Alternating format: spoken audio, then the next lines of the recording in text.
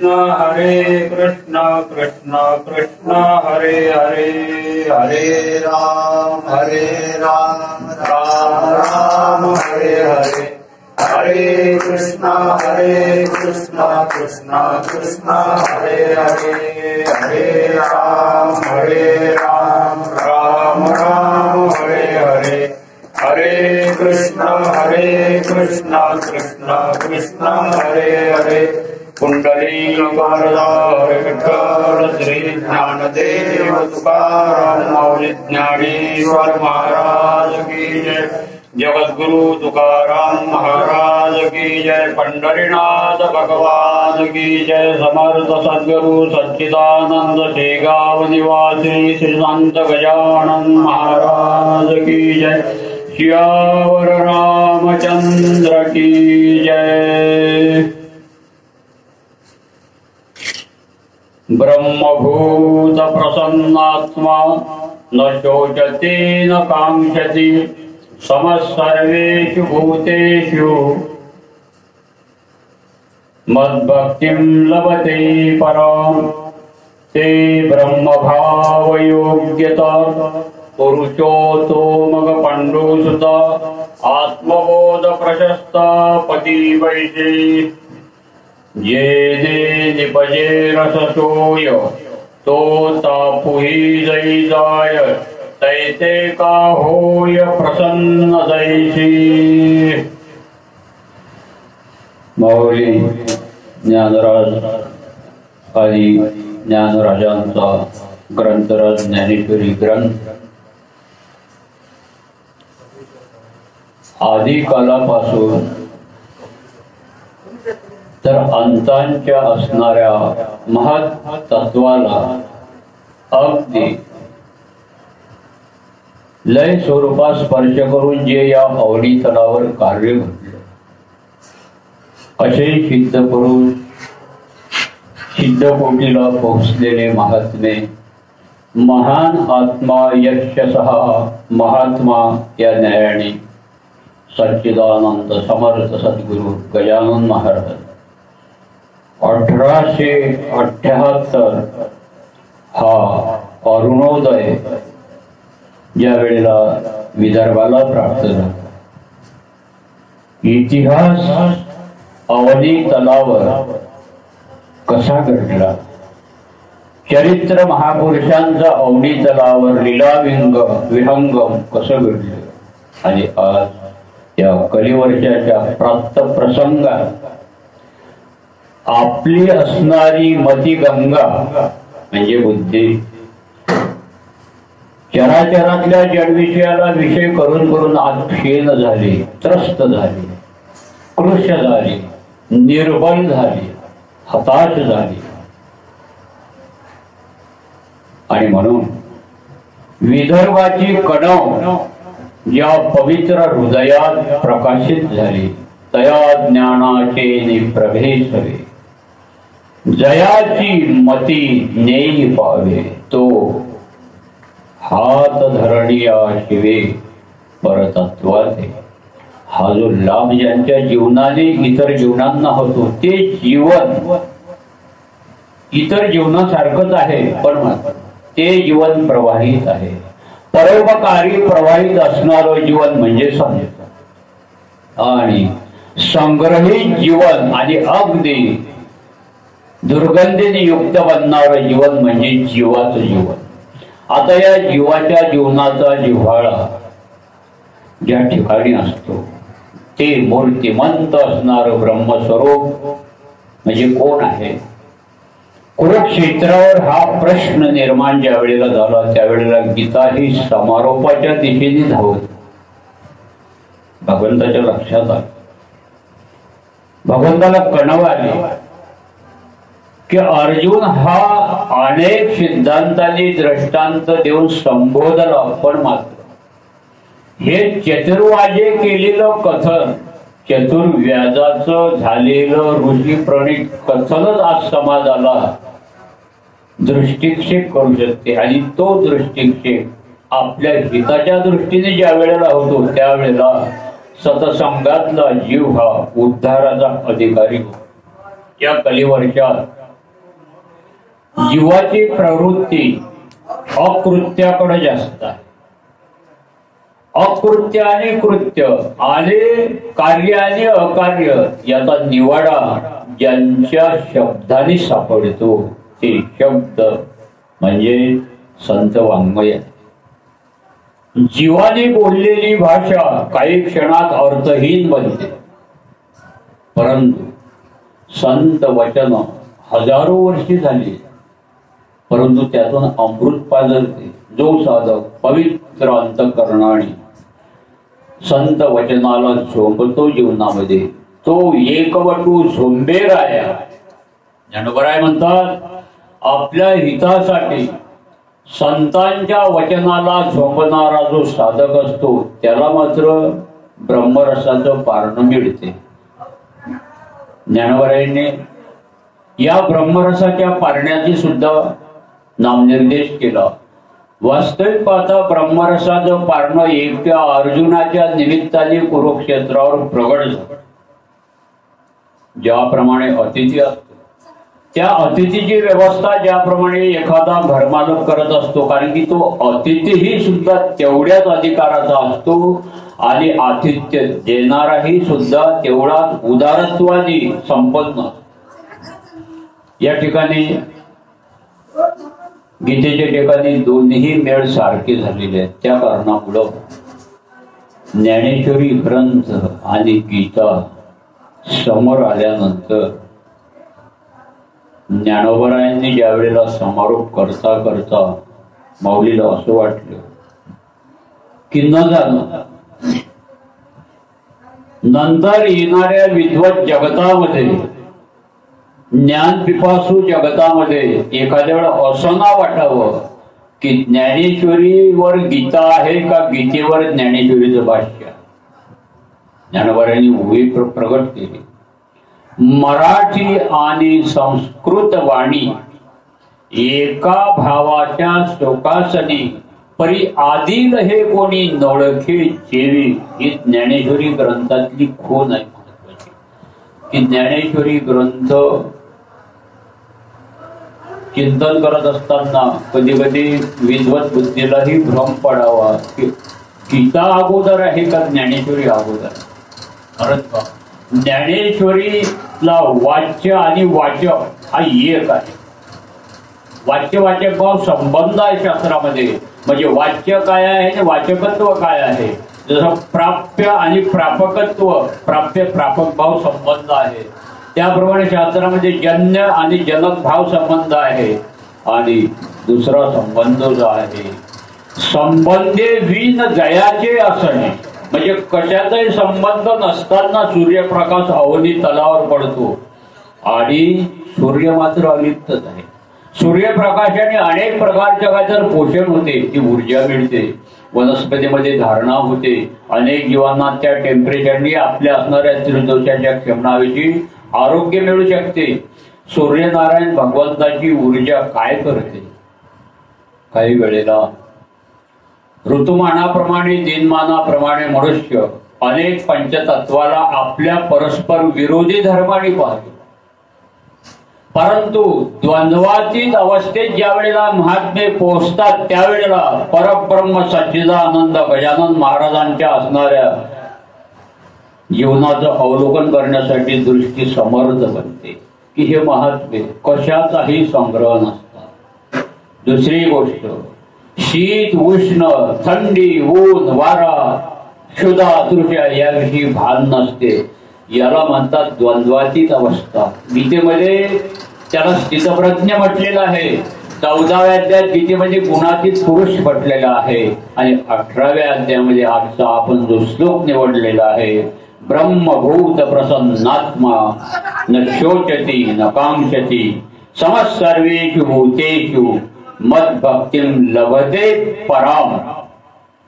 भगवान सांगतात अर्जुना, एक तर ते ब्रह्मभाव योग्यता प्राप्त होण्यासाठी अनेक जन्म साधना करावी लागते.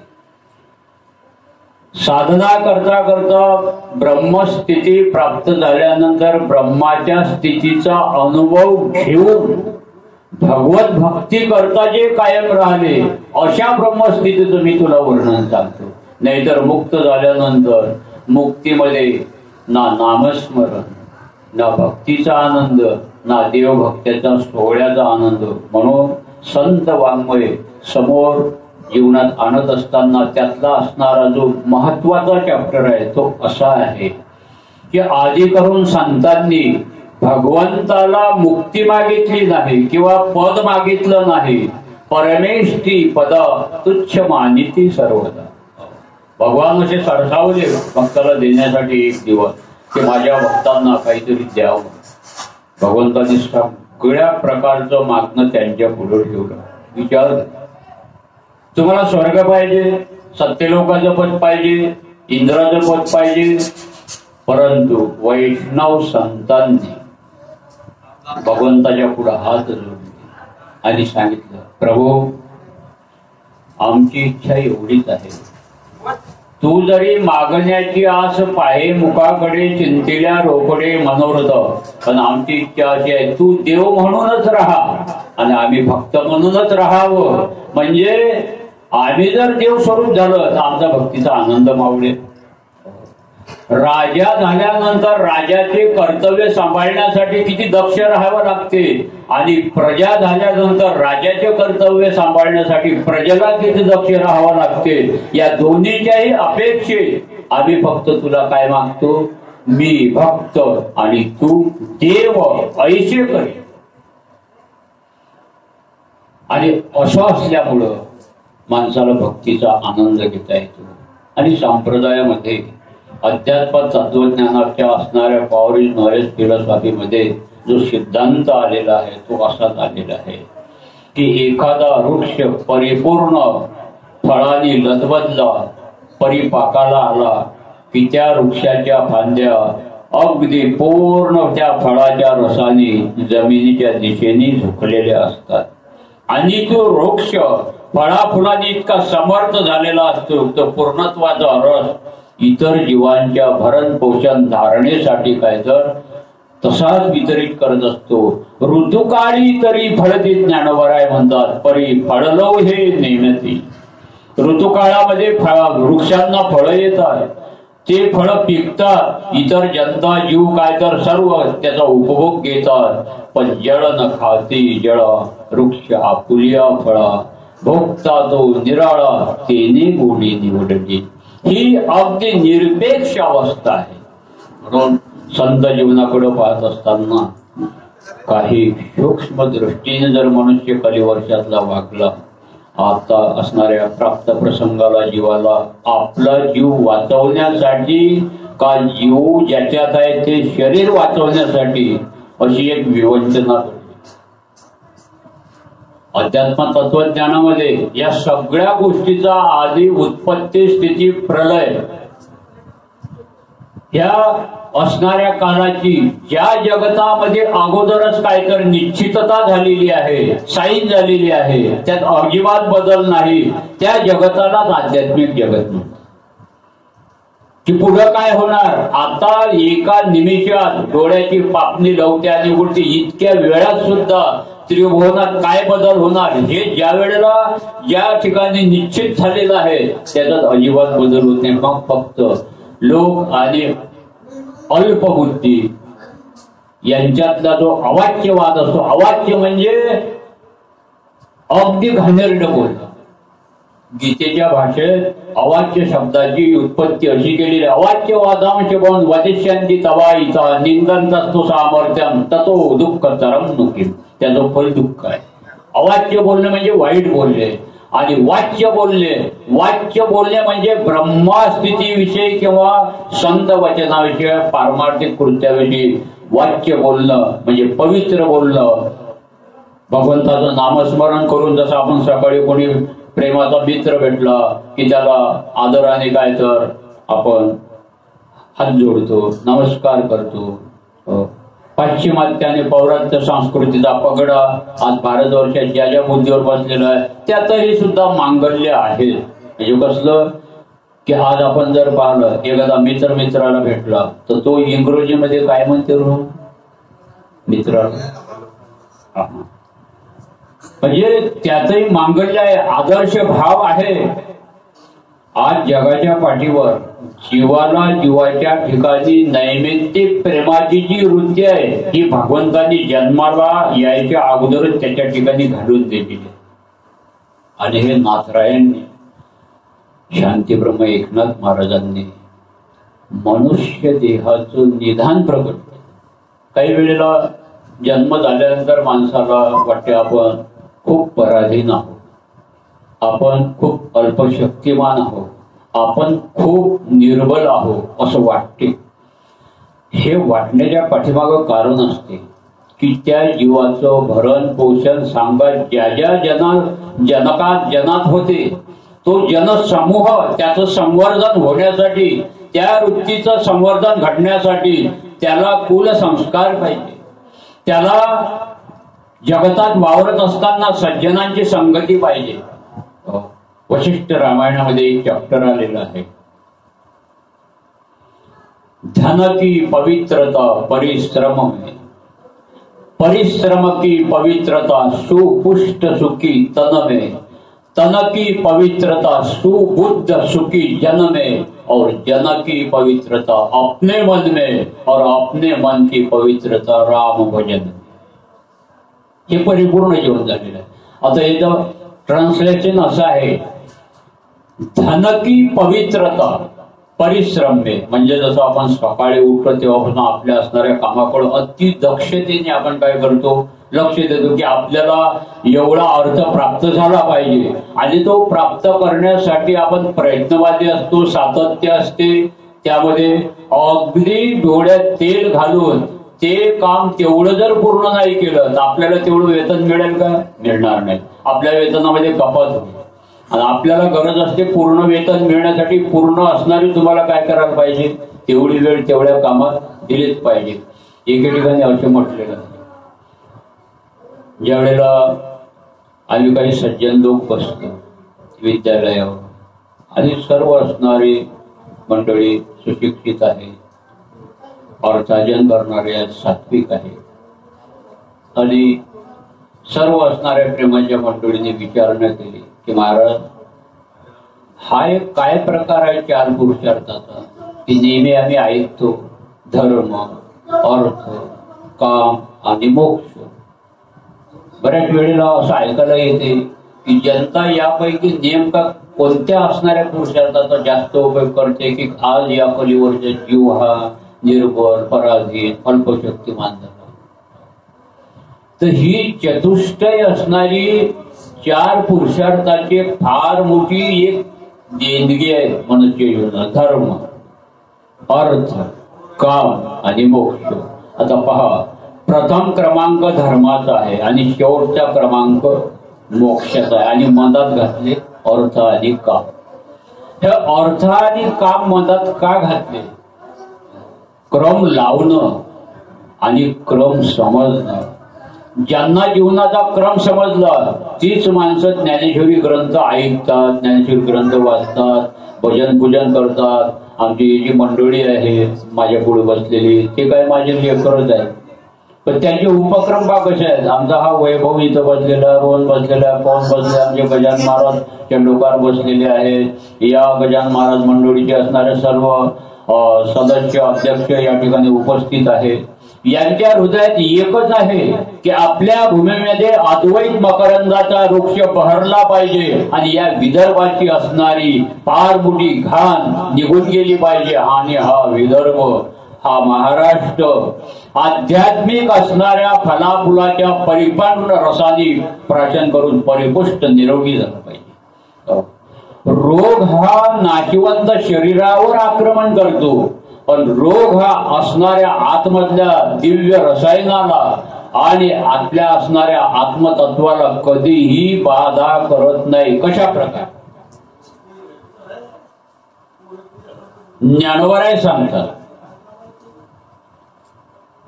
सूर्य ज्याप्रमाणे उगवतो, सूर्याचं प्रतिबिंब एखादा तलाव आहे, साठलेलं पाणी आहे, त्याच्यात प्रतिबिंब सूर्याचं पडते. काही वेळेला स्वच्छ पाण्यातही सूर्याचं प्रतिबिंब पडलेलं दिसते. काही वेळेला एखादं डबकं असलं गढूळ पाणी असलं त्यातही थोड्या वेळ आपण पाहणं स्थिर करून तर त्यातही सूर्यबिंब दिसते. प्रश्न असा आहे, गढूळ पाण्यात सूर्यबिंब पडलं म्हणून सूर्य मलिन झाला नाही आणि स्वच्छ पाण्यात सूर्य प्रतिबिंब पडलं म्हणून सूर्य ओला झाला. शब्दाची उत्पत्ती करत असताना खूप सावधान राहावं लागते. गढूळ पाण्यात सूर्य प्रतिबिंब पडल्यामुळं सूर्य घाणेरडा झाला नाही आणि स्वच्छ पाण्यात सूर्यबिंब पडल्यामुळं सूर्य ओला झाला नाही. ओला आणि घाणेरडा हा त्यातला क्रियापदात्मक भाव आहे. ओला आणि घाणेरडा. आता ओला आणि घाणेरडा यात काय प्रकार आहे? या ठिकाणी दृष्टांताची योजना अगदी एकसारखी दिसते. पाणीही आहे पण गढूळ आहे, पाणी आहे पण स्वच्छ आहे. मनुष्य जीवन असंच आहे. पहिली बाळ जसे ज्ञानोबराय म्हणतात, आई बा हे पिशे हे सरे मग स्त्री मावशी भुलवून टाकी. हो, माणसाच्या जीवनाला अजिबात चान्स देत नाही जीवन चांगलं कार्य करण्यासाठी. लहानपण असलं, लहानपण आपलं आईबापांच्या असणाऱ्या संकल्पित जाते. पहिली बाळ जशी म्हणजे बालपण, बालपण गेले नेनता, तारुण्य जसे विषय येतात, वृद्धपणी प्रवर्तली चिंता आणि मरे मागुता जन्मधरी. एवढंच काय तर कलिवर्षाच्या जीवनात घडते. मग तो मुक्त होईल का? ब्रह्मस्थिती त्याला प्राप्त होईल काय? ब्रह्मस्थिती प्राप्त होणं तर लांबच राहिलं, पण ब्रह्मस्थिती संपन्न असणाऱ्या महापुरुषाचा दर्शनाचा लाभ तर कमीत कमी घडला पाहिजे. संत दर्शन तर घडलं नाही, संत बनता येईल, संत दर्शन घडलं पाहिजे. संत बनना सुलभ नाही, संत बनना सुलभ नाही, कठीण संत का पंत कबीर महाराज म्हणतात. कबीर महाराजांनी कठीण म्हटले. का कठीण आहे? तर काम क्रोध को छोडे नाही संत नाही हो जंत. जनते होतात त्याने लहान मुलाला. तर कबीर महाराजांची भाषा, संत हे नेहमी दुःख दोष दर्शन घडून देतात.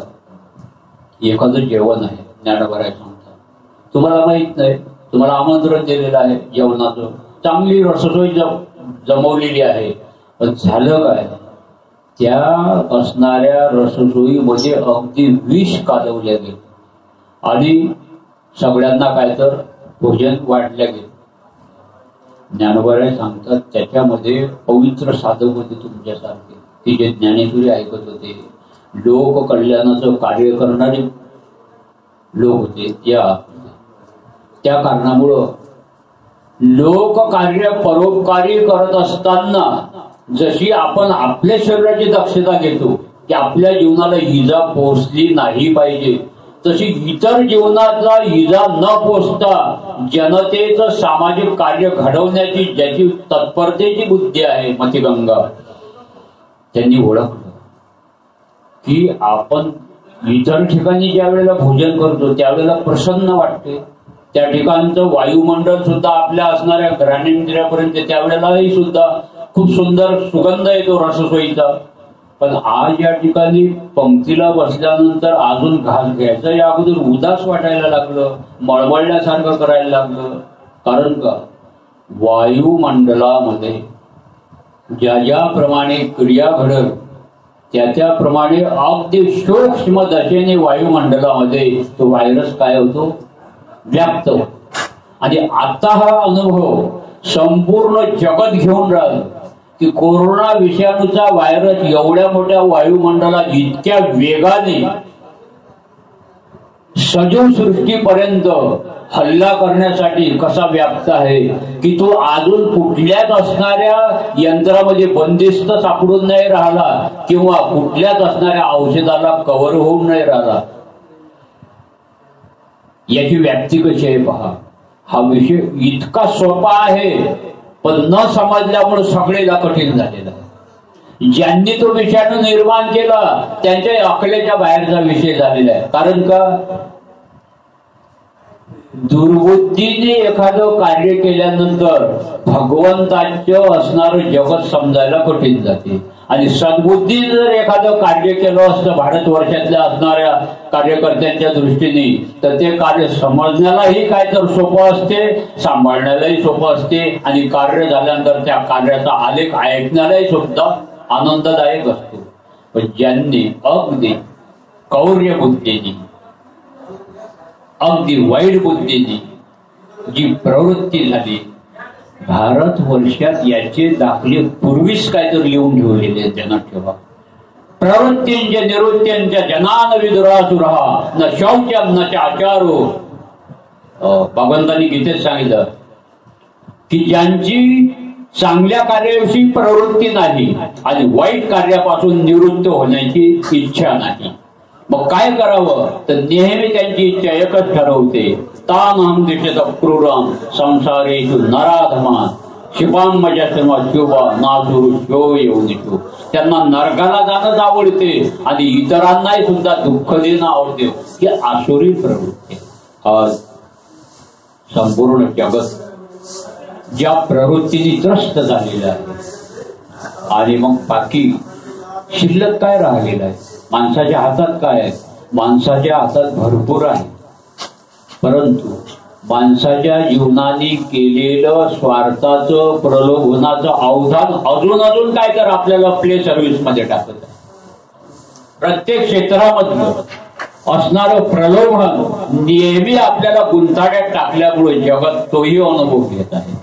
अध्यात्म जगतामध्ये असं सांगितलेलं आहे, चाक्षुष आणि राजहंसाच्या असणाऱ्या चोचीप्रमाणे जर जीवनात कार्य घडलं, तर संपूर्ण जगत जरी महामारीने कोसळलं आपल्या जीवनात, तरी अशी एक ऊर्जा आहे की त्या संपूर्ण महामारीच्या जगताला सुद्धा भस्मसात कुरुते. तथा भगवान गीतेत सांगतात की आपल्या ठिकाणची असणारी प्रतिकार क्षमता इतकी बलाढ्य आहे, यात लोखंडाचं सुद्धा पाणी होऊ शकते. विचार करा, आपल्या शरीरामध्ये भगवंताचं वास्तव्य आहे. वैश्वानर अग्नीच्या स्वरूपात भगवान आपल्या असणाऱ्या नाभीपाशी करोडी कंदावरी आगटी मी चतुर्विध अन्यपची अहम वैश्वानरो भूत्वा प्राणिनाम देहमाश्रिता. प्राणिनाम देह आश्रिता अहम वैश्वानरः. प्राण्यांच्या देहामध्ये मी वैश्वानर रूपाने त्यांच्या नाभीवर कंदेवर आगटी करून माझं वास्तव्य आहे. म्हणून आपण भोजन करत असताना भगवंताला नमस्कार करतो, कारण की आपला जठराग्नी प्रदीप्त झालेला असतो. ज्या ऊर्जेने जठराग्नी प्रदीप्त झाला, मग आपल्याला आहुती टाकावी लागते, अन्नाची आहुती टाकावी लागते. ब्रह्मार्पणम ब्रह्मवीर ब्रह्माग्नो ब्रह्मणाहुतम ब्रह्मैव तेन गंतव्यम ब्रह्म कर्मसम. खाणारा ब्रह्म, खातो ते ब्रह्म, ज्याच्यासाठी खायचं तेही ब्रह्म. या आत्महत्या ठीक आहे बसा. आणि म्हणून ही ब्रह्मस्थिती जीवाला प्राप्त करण्यासाठी जो मनुष्य जीवनाचा कालावधी प्राप्त झाला, या अनुषंगाने काही बोलावंसं वाटते. या विश्वविज्ञान जगतामध्ये अनेक असणाऱ्या परमाणूचा, असणाऱ्या रजक कणाचा आणि विषाणूचा प्रादुर्भावाचा संसर्ग ज्या ज्या वेळेला घडतो, त्या त्या वेळेला साधनानिष्ठ असणारा समाज, साधनानिष्ठ असणारा समाज हा या भारतवर्षातला किती सक्षम आहे. सक्षम जनता ज्या जगतात आहे, ज्या देशात आहे, हा देश चुरांचा आहे, हा देश वीरांचा आहे, हा देश पवित्र सुपुत्रांचा आहे, हा देश वीरांगणांचा आहे, हा शौर्याचा आहे, पवित्र धृतीचा आहे, पवित्र ज्ञानगंगेचा देश आहे. त्या कारणामुळे भय आणि अभय, भय आणि अभय ज्या वेळेला माणसाच्या जीवनात एक वास्तव निर्माण करतात, जगापुढे आज भयाचं वास्तव आहे.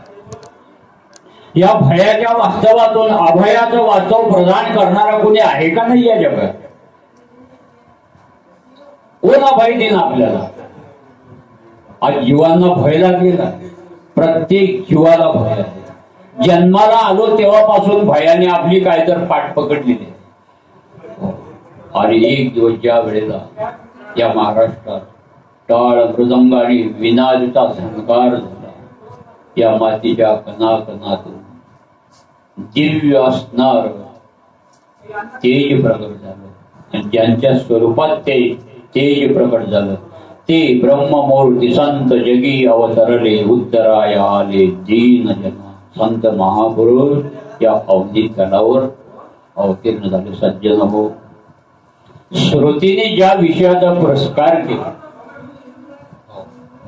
श्रुतीने ज्या विषयाचा पुरस्कार केला, जीवाला देव तीर्थ देश धर्म याचा आदरात्मक भाव परिपूर्ण भाव ज्यांच्या शेवणी प्राप्त होते, ज्यांच्या शेवणी अमोघ ज्ञानाची प्राप्ती होते, ज्यांच्या सेवेने गुरुकुल निर्माण होतात, ज्यांच्या सेवेने ज्यांच्या तपानी दीन जनांसाठी देवालय उभारण्यात येतात, मोठमोठ्या असणाऱ्या आवासांची निर्मिती होते, तुळशीदांताची काय तर पानपोळ्या लावण्यात येतात, क्षुधा तुळशा भूक प्यासेने व्याकुळ होण्यासाठी ज्यांच्या तपस्येच्या असणाऱ्या जोरावर या जगतात ज्यांचं कार्य जीवाच्या हातून करून घेण्याची फार मोठी बलाढ्य शक्ती असते, ती महान अपार तेजाची शक्ती ज्या शेगावात प्रगट झाली, वास्तव्याला झाली.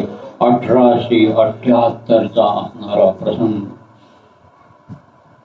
ज्ञानोदय झाला. देवीदास पाचुरकरांच्या असणाऱ्या अगदी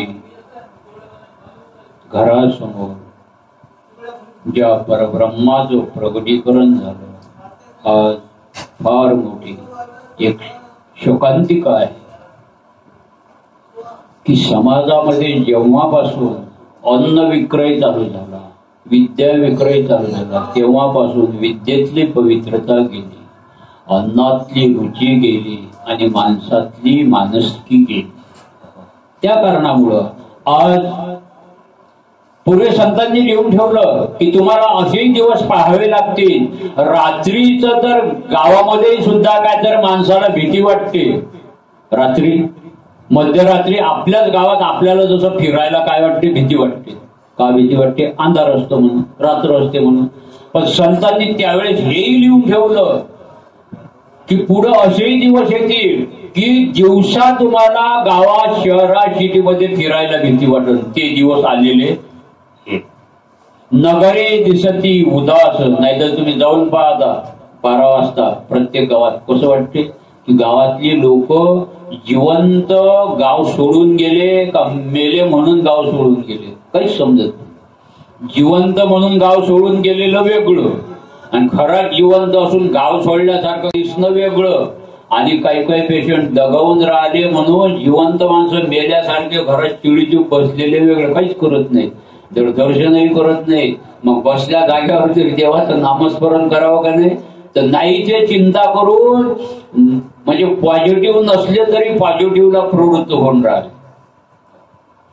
चिंतन आणि चिंता यात फरक आहे की नाही? चिंतन वेगळं. चिंता चिता समख्याता बिंदू मात्रे विशेषतः सजीवम दहते चिंता आणि निर्जीवम दहते चिता. प्रेताला चिता जाळते आणि जिवंत माणसाला काय जाळते? चिंता. चिंता जाळते का नाही? एखादा माणूस सारखी चिंता करतो, माझी पोरं तर पुण्याला राहतात, जमीन तर लागून न दिली, पाटा उरुटाही मी देऊन टाकला, फुटकी पेटी होती तेही देऊन टाकली, बरं कोणती मग प्रसाद केला, पासून त्याची वाटी दिली तर तब्येत बिघडली, तिकडून नाही ऐकावं लागलं. बरं बेसन भाकरीचा संकल्प केला तर मग आमच्या गजान भाऊन म्हटलं की नाही बुवा आम्ही म्हणजे तिकडूनही भीती वाटली. भय आणि अभय हा बाळगोपाळांचा सांगा. ज्या वेळेला यमुना तीरावर त्रैलोक्यपती भगवान गोपाळ कृष्णांच्या संगतीमध्ये वावरतो त्यावेळेला गोकुळातला आनंद. अयोध्या म्हणजे प्रभू रामचंद्र ज्या वेळेला बालपणी वावरतात त्यावेळेला परत शत्रुघ्न लक्ष्मण राम पडणे आहे गुरुकुलधाम धनुर्वेद की लेते शिक्षा यश क्षत्रिय की पावन दीक्षा. आणि हाच असणारा ओ गवती ज्ञान गंगेचा फार मोठा आनंदाचा पूर आपल्या विदर्भाला प्राप्त झाला. पूर आला आनंदाचा. लाटा उसळती प्रेमाच्या, बांधू विठ्ठल सांगडी, पोहूनी जाऊ पहिलं थिडी. आता या महामारीच्या आलेल्या महापुरातून तुम्हाला जर पहिलं तीराला जायचं असेल तर एकच करावं लागेल. काय करावं लागेल? बांधू विठ्ठल सांगडी. सांगड बांधतात का नाही पुरात? पुरात पूर्वी आपल्याकडं पोहायचं असलं तर भोपळ्याची काय बांधत? अमरभाऊ सांगड बांधत, पुरात उडी टाकत. म्हणजे त्या भोपळ्याच्या सांगडीने तो पाण्यात बुडत नव्हता. या भवसागरामध्ये आपण बुडून मृत्युमुखी पडणार नाही याच्यासाठी नामाची सांगड बांधलीच पाहिजे जीवनामध्ये. हो, नामाची सांगड बांधा. सांगड बांधारे बांधारे नामाची. आणि आपण भलत्याच सांगडी बांधून राहिलो. हो, एक तरुण जाण्यासाठी त्यांनी काय केलं? मोठमोठे गोटे बांधले कमरेला, घेतल्या अहंभावाच्या धोंडी आणि ते मदबिनाच्या तोंडी गरवी चिघडले. दैवी हेशा गुणमयी मम माया दुरत्यया. या दैवी मायेतून तरुण जाण्यासाठी फार मोठी भवनदी आहे ते. घेतल्या अहंभावाच्या धोंडी, धोंडा म्हणजे दगड. अहम भावाचे दगड जीवनात कमरेला बांधून भवसागरातून तरुण जाता येणार नाही तर बुडून माणसाचा काय होईल? मृत्यू होईल. म्हणून तरुण जाण्यासाठी कोणती सांगड बांधायला पाहिजे? प्रभूच्या नामचिंतनाची सांगड बांधावी. आपल्या जीवनातला अनादी कालापासून असणारा अविद्या अंधकार वासनेचा असणारी काळोख रात्र घालवण्यासाठी ज्ञानरूपी दिवा आपल्या जीवनात प्रकाशित झाला पाहिजे. ज्ञानदीपेन भास्वत भगवद्गीतेमध्ये म्हणतात. मग तया ज्ञानाचे प्रभेसवे, जयाची मती देई पावे. मग तो हात धरण्याशिवे परतत्वाचे. परतत्व प्राप्त करण्यासाठी समर्थ सद्गुरु श्री गजानन महाराजांना आपण प्रार्थनाच करावी लागेल की महाराज आमच्या जीवनामध्ये काहीतरी अध्यात्म दीप मकलम तमोंदकः असं काहीतरी घडलं पाहिजे. आज या भारत देशामध्ये एक अदृश्य दान आजही आहे. मी जाता जाता आपल्याला त्याचा नामनिर्देश सहज करतो की पूर्वी या भारत देशाला फार थोर महापुरुषांनी आशीर्वाद दिला आणि तो आशीर्वाद कालापुरता मर्यादित नाही म्हणून भ्यायचं कारण नाही. आता लोक म्हणतात भ्यावं लागते. मग भ्यावं का लागते आणि भेव केव्हा वाटत असते आणि का भेव लागत असते ही तर समजलं पाहिजे ना. ही त्रिसूत्री समजली पाहिजे, ही कडसूत्री समजली पाहिजे. माणसाला भीती केव्हा वाटते आणि भीती वाटण्यासारखं जीवनात काय घडत असते म्हणून भीती वाटते आणि भीती नेमकी कोणाला वाटत असते जीवनात? जीवनाची भीती नेमकी कोणाला वाटते? आत्म्याला भीती वाटते काय जीवनाची? नाही वाटत. तो निर्लेप आहे. मागा सांगितल्याप्रमाणे सूर्य गढूळ पाण्यात प्रतिबिंब पडलं काय आणि स्वच्छ पाण्यात पडलं काय? तो निर्लेपच आहे. संगम त्यक्त्वा करोति यः. सूर्याच्या होण्या होईजे का सूर्या सवेची जाईजे हे जैसे साजे प्रभेशीजे. सूर्याची प्रभा पडलेली आहे. पण सूर्यनारायण भगवान अस्ताला गेल्यानंतर ही सगळी प्रभा सूर्यकिरणाचं रश्मीजाळ त्याच्याबरोबर लयाला जाते का नाही? अस्ता पावते का नाही सूर्य?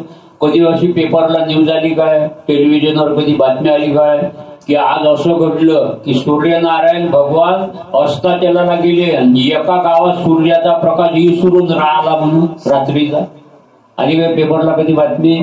तेव्हा एका गावात सूर्याचा प्रकाश विसरून राहिला. तो असताना सूर्यनारायण भगवंता बरोबर गेलाच नाही. असं घडील काय कधी? तेजाचा तेजोने निघाला परी तेजीची अशी लागला. तसं आपल्या जीवनाला भय आहे का? भय असते का? नेमकं भय कुणाला असते हे समजण्यासाठी साधू संतांची संगती असावी. सत्संगे प्रबळे, सत्शास्त्राचे निबळे, जन्म मृत्यूचे निर्बळे निस्तरी रान हा आपल्या जीवनातला असणारा उपक्रम आहे. सत्कृत्य करण्यासाठी सन्नितीचे संत प्राप्त होतात, ते म्हणजे सच्चिदानंद समर्थ सद्गुरु गजानन महाराज. हो, संत हे भूमीवर चालते बोलते ईश्वर. हो, संत हे चालते बोलते ईश्वर आहे. आता ईश्वरात चालता पाहिजे का बोलता पाहिजे? आपल्याला ईश्वर चालता पाहिजे का बोलता पाहिजे? बर, दुसरी गोष्ट, संत हे नेमके ईश्वर कसे आहे तेही समजलं पाहिजे. ईश्वर संत आहे का संतच ईश्वर आहे हे समजलं पाहिजे. तर ते समजण्यासाठी सोपं उदाहरण सांगितलं. देवते संत, देवते संत आणि निमित्त त्या प्रतिमा, प्रतिमा निमित्त आहे. म्हणून संतांचं दर्शन घेत असताना संत हे साक्षात भगवत तेजाचं मूर्तिमंत स्वरूप असतं. ग्रंथराज ज्ञानेश्वरीमध्ये असं म्हटलेलं आहे. आणि भगवंतांनी गीतेत आज आपण जो श्लोक प्रवचनासाठी निवडलेला आहे तो एवढ्यासाठी, ब्रह्मभूत प्रसन्नात्मा, भूत प्रसन्नात्मा ब्रह्म. हे जे भूतमात्रा म्हणजे आपलं हे शरीर आहे पंचमहाभूताचं, याच्यात प्रसन्नता कशाने वाटत हा प्रश्न महत्वाचा आहे. वास्तविक पाहता हे पंचमहाभूत जड आहेत, अचेत आहे. यातलं चैतन्य निघून गेलं की काय? चैतन्य निघून गेल्यानंतर तिथं दुधाचं काम पडत नाही, अन्नाचं काम पडत नाही. तिथं काम कायचं पडते माहिती तुम्हाला? सुतळी, मडक आधी पेटवलेली अर्धी गौरी. आता तर ती त्याच्याही अगोदर सुरुवात होते. नुसतं अँटिलेटरवर असतानाच फोन चालू होतात की तुम्ही या, काही सांगता येत नाही. लोक तुम्ही मरसाल त्या तयारीने अगोदरच येतात. लोकांना माहित आहे की माणसं आत्ताचा असणारा जिवंत माणूस ज्या वेळेला पेशंट बनतो त्यावेळेला मेडिसिन चिकित्सेलाही माहिती असते की आजच्या जीवाची प्रतिकार क्षमता किती टक्के रिझल्ट येते. पहिला ज्या वेळेला चिकित्सेचं मेडिसिन सुरू होते त्याच वेळेला त्यांना रिझल्ट असते, फक्त तो सांगता येत नसते. हा काय आहे? एक लोकव्यवहार आहे. लोकव्यवहार कसा असतो की एखाद्या वेळेस एखाद्या माणसाची तब्येत बिघडलेली आहे, मग त्याला भेटायला इतर जण जातात. हो, मित्र भेटायला जातात, सगळे सोयरे भेटायला येतात. व आमच्या व्यक्तीची, आपल्या प्रेमाच्या माणसाची तब्येत बिघडलेली आहे, मग कुणालाही वाटतं की भेटायला गेलं पाहिजे, मग जातात भेटायला जावं. पण कमीत कमी आपल्या भेटेने तो लवकर मरणार नाही याची तर काळजी घ्यावी का नाही भेटायला जाणार. तर भेटायला जाणारे बिचारे त्याला विचारतात, पावर पहिला चेहरा किती सुंदर दिसत, आता पांढरा पडला. त्या पेशंटला वाटते की आपला चेहरा पांढरा पडला, आपल्याला भेटायला येणार लोक सांगतात की आपल्या तब्येतीमध्ये काहीतरी भयानक भूकंप झालेला आहे. नंतर दुसरा भेटायला येणार तर तो आल्यानंतर सांगतो मागच्या महिन्यात ज्या वेळेला यांना पाहिलं त्यावेळेला अगदी प्रसन्न दिसत होते, पण आता एकदम चेहरा एकदम अगदी काळा काळा झाल्यासारखं दिसतो झालं. पहिल्याने काय म्हटलं की चेहरा पांढरा पडला, दुसरा भेटायला आला तर तो म्हणते चेहरा काळा पडला. आता काळा आणि पांढरा या गोंधळात पेशंट अजून काय तर घसरत चालला. तो म्हणजे काळा काही पडत असते आणि पांढरा काही पडत असते. म्हणजे नेमका आपल्याला रोग झाला कोणता आता काही आपण वाचत नाही. माणसाचं मरण 4 दिवसाचं, 2 दिवसावर येणं, 2 दिवसाचं, म्हणजे अजून तिसरा भेटायला यायचाच आहे. हे दोघंहीच काय तर त्याचं जीवन आवरून दिलं. औषध लाखो रुपयाचं उस्त्याची पडलेलं आहे. भेटायला येणारे चमत्कारिक असतात. म्हणून डॉक्टर अगोदर सांगतात की यांना कुणालाही भेटू देऊ नका, कारण की यांच्याजवळ भेटण्यासारखं राहिलंच नाही ना काही. तुम्ही गेलेही भेटायला, त्यांना म्हटलं चला आपण जाऊ 4-5 किलोमीटर पायी, येतील का तुमच्या समोर? नाही ते ना, कारण का त्यांना अगदी बिछाणावून काढण्यासाठी कधी काढता येईल याच्यासाठी 4 चौकटाकीच असतात रात्रंदिवस. येतील का तुमच्या बरोबर? येणारच. मग तुम्ही भेटायला गेल्यानंतर कसं भेटावं हे शास्त्रामध्ये सांगितलं. माणसाने भेटलंच पाहिजे प्रत्येकाला, कारण का मनुष्य जन्म डबल आहे का डबल नाही का याच्याविषयी सुद्धा जागतिक असणाऱ्या सांप्रदायिक स्तरावर फार मोठी विवंचनेची वावटळ सुटली.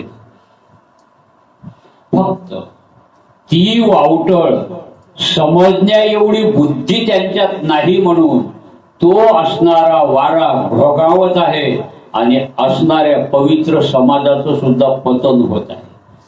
आणि ते जर समजण्यासाठी तुम्हाला वाटत असेल तर त्या समाजाने शेगावला जावं, आळंदीला जावं, पंढरपूरला जावं, ज्ञानेश्वरी वाचावी, गीता वाचावी, राष्ट्रसंतांची ग्रामगीता वाचावी, गाडगे बाबांचा गोपाला गोपाला सर्वे कार्य म्हणून समाजाच्या कार्याचा अनुभव घ्यावा. तेव्हा समजते भारत देश किती पवित्र.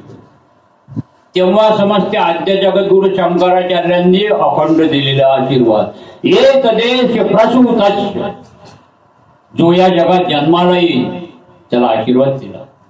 सकाश दग्र जन्मन स्वम स्वम चरित्रम शिक्षेरण पृथ्व्याम सर्व मानव. आद्य जगद्गुरु पहिले शंकराचार्य साक्षात भगवान शिवांचे अवतार या भारत देशाला अमोघ आशीर्वाद दिला. या देशात जन्माला आलेला प्रत्येक जीवाने स्वतःचं चरित्र दिव्य बनवून जगात काय तर त्यांनी वंदनीय बनावं तरच भारत देशात जन्म घ्यावा, नाही तर भारत देशात जन्म घेऊ नये. हा पवित्र देश आहे, पवित्र तो देश, पावन ते कुळ तेथे हरीचे दास जन्म घेते.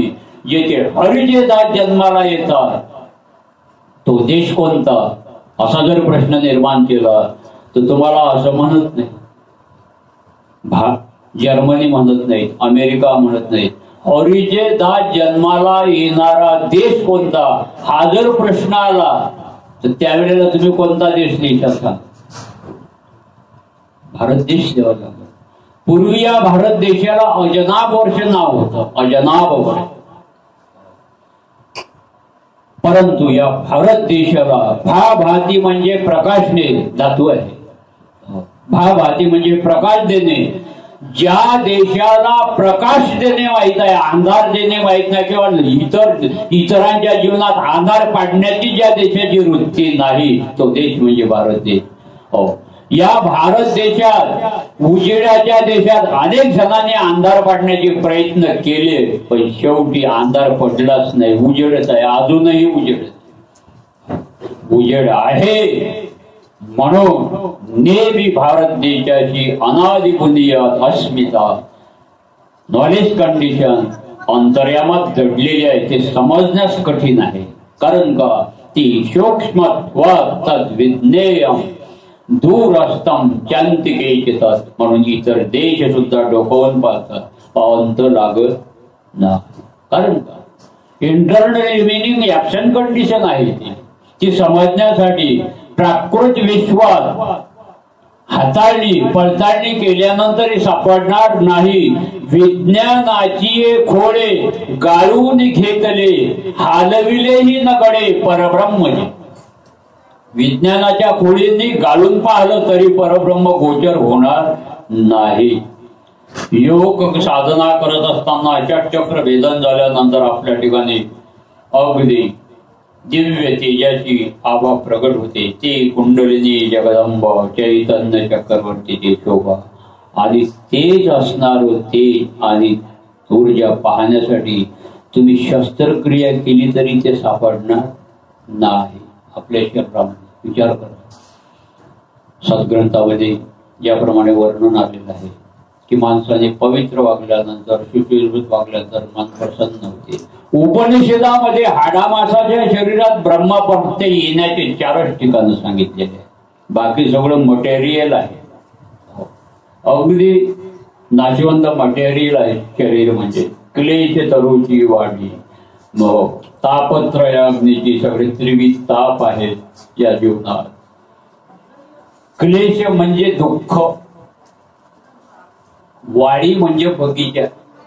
माणसाचं शरीर हे दुःखरूपी असणारा बगीचा आहे. क्लेश तरुची वाडी, तापत्रयाग्नीची सगळी त्रिविध तापानी पेटलेली काय आहे, अग्नीची ज्वाला आहे. आणि मृत्यूरूपी कावड्याला मांडलेली उंडी आहे, पिंड. आपण कावड्याला पिंड ठेवतो म्हणजे कावडा ठेवतो. मृत्यू काकाशी, काक म्हणजे कावडा, मृत्यूरूपी कावड्याला ठेवलेला हा जिवंत शरीर म्हणजे पिंडच आहे. काळ रूपी कावडा आपल्याला कधी हल्ला करेल सांगता येते का? काळ सगळ्यांच्या पाठीमाग हातून लागणार ना. हो, पण तुकोबाराय एके ठिकाणी म्हणतात, तुका म्हणे काळ. आणि काळाच्या माथ्यावर काय दिला? पाय दिला. काळाच्या माथ्यावर पाय देणारा वर्ग वेगळा आणि ज्यांच्या जीवनात काळ त्यांच्या माथ्यावर पाय देतो ती जीवन वेगळं. अज्ञानी जीवांच्या अपप्रवृत्ती जीवनावर काळ काय तर पाय देतो. आणि तुमच्या आपल्यासारखे असणारे पवित्र साधक, ज्ञानेश्वरी वाचणारे, सत्कार्य करणारे, समाजकार्य करणाऱ्या मंडळीला काळ झुंकून सुद्धा पाहत नाही. त्यांच्याकडे वक्रदृष्टीने कधीच पाहत नाही. का पाहणार? तर त्यांच्या हातून भगवंताला चांगलं कार्य करून घ्यायचं असते. आणि कलिवर्षातले जीव, कोणताही जीव इकडं प्रवृत्त होत नाही ज्याचं काहीतरी फार पुण्य आहे जन्माला आल्यानंतर. त्या जीवाला हे विषय आवडतात. आज मला या ठिकाणी निमंत्रित केलं, याची असणारी परिसीमा अशी आहे की जे पूर्वी आपल्या पूर्वजांनी केलं त्या पूर्वजांच्या असणाऱ्या दिव्य पुण्याचा, सत्कृत्याचा, सत्कर्माचा परिभाग आज आमच्या असणाऱ्या जीवनात लाभदायी ठरला. आणि आज मला असा आनंद वाटतो की आयुष्याची जेवढी वेळ ज्या क्षेत्रात दिली तिथं चीज झाल्यासारखं वाटतं की आमचे असणारे अगदी लेकरं आमचा पवनीचा आहे, दरवनीचा आहे, वैभव आहे, आमचा शुभमिता आहे, आमचा सत्शिष्य गजाननीचा आहे, प्रतीक आहे. आज मी ज्या वेळेला या मंडळीत येतो ना, पहा, मी अगदी देहाची सोडी करून अविरत अष्टोप्रहर सूर्यनारायणाला सकाळी हात जोडून तर अस्ताचलापर्यंत नेहमी हृदयात ज्या ज्योतीला अगदी सदवृत्तीचं जल घालतो, तेल घालतो आणि तिला तेवढ ठेवतो. ते कशासाठी? तर पुढचं येणार विश्व मला असंच पाहायचं आहे, सत्यम शिवम आणि सुंदर. म्हणून तुम्हा सज्जनांना सगळ्यांना हात जोडून एवढीच विनंती आहे की या अवनी तलावर समर्थ सद्गुरू गजानन महाराजांनी धन्वंताकडून देवालय निर्माण करून घेतली दीनजनांच्या मोक्षाची व्यवस्था बसण्यासाठी. समर्थ सद्गुरू गजानन महाराजांनी आपल्या असणाऱ्या दिव्य तपानी भुकेलेल्यांना मोठमोठी अन्न क्षेत्रे उघडून घेतली संपत्तीवंताकडून.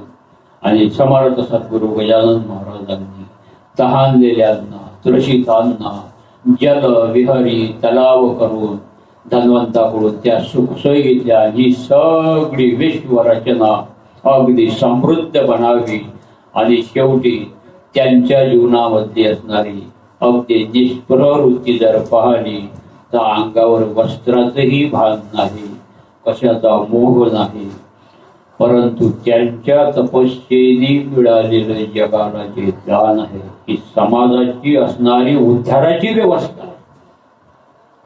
आज आपल्या या सर्कलमध्ये समर्थांचं हे असणारं देवालय उभं आहे. सरळ हाताने भगवंताच्या असणाऱ्या या कार्याला, लोककल्याणाच्या उपक्रमाला आपापल्या सदिच्छेने जेवढं होईल तेवढं काय तर मदतीचं असणारं पुष्प या ठिकाणी वाहण्याची सद्वृत्ती जनतेला व्हावी. अरे सज्जन हो, आज मनुष्य दवाखान्याच्या उंबऱ्यात सर्दी पडशावाला जर जातो तर तो पॉझिटिव्ह काढून त्याच्या टाळूवरचं खाण्यासाठी, टाळूवर समजते तुम्हाला, टाळूवरचं खाणं म्हणजे मेलेला माणूस असतो त्याच्या टाळूवर काहीतरी ठेवलेलं असते, त्याच्याही टाळूवरचं खाण्याची वृत्ती असणारं काय झालेलं आहे, वातावरण निर्माण झालेलं आहे. म्हणून कमीत कमी चांगलं राहा, तोंडाला मास्क लावा, हो, हात स्वच्छ ठेवा, दररोजचा आहार विहार कसा करायचा, किती जीवनामध्ये आपलं जे जीवनाचं करिअर आहे हे नेमकं फेस कसं राहील, इकडे सतर्क राहण्याची फक्त काय आहे तुम्हाला आज्ञा आहे. आणि ही आज्ञा पूर्वी झालेली होती, आता होत आहे, पुढे होत राहणार. कारण का हे युग कोणतं आहे? लोहयुग आहे. ताम्रयुग, सुवर्णयुग, रजतयुग आणि एक लोहयुग. लोह म्हणजे लोखंड. आणि या लोहयुगात आपल्याला जगायचं आहे, भक्ती करायची आहे. म्हणून संतांची संगती करावी. संत संगांचा करता बरवा, उत्तम कीर्तीचा ठेवा, पंथ तो सुपंथ चालावा, उगवा वासना लिगाड. आणि वासनेचा लिगाड उगवण्यासाठी ब्रह्मीभूत संतांचं दर्शन घडलं पाहिजे. म्हणून भगवंतांनी आज या गीतेच्या असणाऱ्या 18व्या अध्यायातल्या 54व्या श्लोकामधून अर्जुनाला उपदेश केलेला आहे. ब्रह्मभूत प्रसन्नात्मा न शोचते न कांक्षते, समं सर्वेषु भूतेषु मद्भक्तिं लभते पराम. की जो प्रसन्न आत्मा असतो ते साक्षात परब्रह्म असते, त्याला कशाचीही अपेक्षा नसते किंवा न शोचती न कांक्षती. आणि दुसरी गोष्ट, तो देहामध्ये एवढ्यासाठी तिष्ठत राहतो. समम सर्वेषु भूतेषु, सर्व भूतेषु समम, विषम नाही. सर्व भूतांविषयी समतेचं प्रस्थापन करण्यासाठी देहामधून अगदी काय तर जन उद्धाराचं कार्य नेहमी करतात. आणि ते माझ्या पदाला प्राप्त करून देण्यासाठी अविरत माझ्याशी अनन्य भावाने काहीतरी एक पडलेले असतात. असे परब्रह्म मूर्ती संत यांच्या चरणावर ही आजची झालेली वाक्पुष्प अर्पण करावं. आणि म्हणून ज्ञानोबरायांनी यावर सुंदर काय तर चिंतन केलेलं आहे. ते ब्रह्मभाव योग्यता. योग्यता शब्द खूप महत्वाचा. माणसाला एखादा विषय प्राप्त होण्यासाठी ती योग्यता अंगाला आल्यानंतर सहजच त्यातली कठीणाई दूर निघून जाते. पहा, काही वेळेला ईश्वराच्या प्राप्तीची योग्यता येण्यासाठी जीवनाच्या अंतिम क्षणापर्यंत प्रयत्नवादी राहिलं पाहिजे. आणि प्रयत्नवादी राहिलं की अगदी योग्यता येते. घडलेलं उदाहरण तुम्हाला आपल्याला माहिती आहे. वासुदेवजी महाराजांनी ती योग्यता प्राप्तच केली. पंढरपुरात ज्ञानोबरायांची पालखी आली, विचारणा केली. ज्ञानोबराय पंढरपुरात जसे प्रवेश करतात तसेच वासुदेव महाराज ज्ञानोबरायांच्या विठुरायाच्या स्वरूपात लीन होतात. ही साधी गोष्ट नाही आहे. हे प्राप्त होण्यासाठी अंतिम क्षणापर्यंत प्रयत्न करणे. तया तो प्रयत्नाची एक वेळे समग्र परब्रह्म पडे, मग पिकलिया रसगडे पूर्णतेचा. म्हणून ही ब्रह्मभाव योग्यता आपल्या ठिकाणी आली पाहिजे. म्हणून नेहमी सेवा करावी, सेवावृत्ती असावी. ज्ञान तसं प्राप्त होत, भक्ती तशी घडत नाही. माणसाच्या हृदयामध्ये विनय पाहिजे, शांती पाहिजे, दया पाहिजे, परोपकारी वृत्ती पाहिजे. आणि त्यावेळेला सहजच तुम्ही कुठेही बसलेले असू द्या, भगवंताला आपली दया येते, संतांना आपली करुणा येते. आणि संत जीवन करुणेचा सागर आहे, कृपेचा सागर आहे, दया सिंधू आहे. दीन वत्सलांना आपल्या पोटाशी धरणारे थोर महात्मे संत महापुरुष, जीवनाची परिपूर्तता करून देणारे फार मोठे दातेही आहे. आज या जगावर कोसळलेला हा प्रसंग तोडून धरण्यासाठी माणसाच्या ठिकाणची मनस्थिती सुदृढ बनण्यासाठी, सबल बनण्यासाठी प्रत्येकाने न्यायाचं पालन केलं पाहिजे, आदेशाचं पालन केलं पाहिजे. कारण ह्या सगळ्याच गोष्टी शेवटी कुणाच्या हिताच्या आहेत हे मी आतापर्यंत तुम्हाला सांगितले. की माणसाचं जीवन बिघडलं नाही पाहिजे म्हणून माणूस जसा नेहमी जीवनात सतर्क असतो, त्याचप्रमाणे आताचा आलेल्या या महामारीच्या कालावधीतही आपलं जीवन अगदी निरोगी राहिलं पाहिजे. म्हणून सकाळीच काय तर सूर्यनारायण भगवंताला नमस्कार करत जा. आरोग्यम भास्करामिच्छे मोक्षविच्छे जनार्दनः. तुम्हाला आरोग्य पाहिजे ना, तर सूर्यनारायण भगवंताला हात जोडा सकाळी. आरोग्यम भास्करामिच्छे. भास्कर म्हणजे सूर्यनारायण भगवान. सकाळची असणारी ऊर्जा मिळते, बुद्धिभेद. कारण की बुद्धीचे स्वामी सूर्यनारायण भगवान आहे आणि मनाचे स्वामी चंद्रमा आहे. चंद्र हा रात्रीचा प्रकाश देतो, सूर्यनारायण भगवान दिवसा प्रकाश देतात. म्हणून रात्रीच्या वेळेला चंद्रमा आपल्याला काहीतरी शीतलता देतो आणि आपल्या बुद्धीला तेज प्राप्त करून देण्यासाठी, आपलं जीवनाचं चांगलं संवर्धन होण्यासाठी, अनादिवृत्तीचा विकसित काळ प्राप्त होण्यासाठी, दिनोदय होण्यासाठी ब्रह्ममूर्ती संत सूर्याप्रमाणे ज्ञान तेजाच्या प्रकाशाने काहीतरी जनतेचा अज्ञान अंधकार घालवतात. म्हणून आपण आजची ही सेवा समर्थांच्या चरणावर अर्पण करू. आज या जगावर आलेला जो प्रसंग आहे हा पवित्र चिंतनाने, सत्कृत्याने आणि आपल्या असणाऱ्या आरोग्याच्या असणाऱ्या दृष्टीने सतर्क राहून सगळ्यांनी या भारत देशाची असणारी, पवित्र देशाची असणारी परंपरा सांभाळण्यासाठी कधीही दिरंगाई न करता, असावधान न राहता सावधान राहा आणि अदृश्य जगतात अदृश्य संतांचं, अदृश्य परमात्म्याच्या दर्शनाची लाभार्थी ठरा. पुंडलिक वरदा हरी विठ्ठल. श्री ज्ञानदेव तुकाराम माऊली ज्ञानेश्वर महाराज की जय. जगद्गुरु तुकाराम महाराज की जय. पंढरीनाथ भगवान की जय. समर्थ सद्गुरु श्री गजानन महाराज की जय. विठ्ठल विठ्ठल विठ्ठल विठ्ठल विठ्ठल विठ्ठल विठ्ठल विठ्ठल विठ्ठल. पुंडलिक वरदा हरी विठ्ठल. श्री ज्ञानदेव तुकाराम माऊली ज्ञानेश्वर महाराज.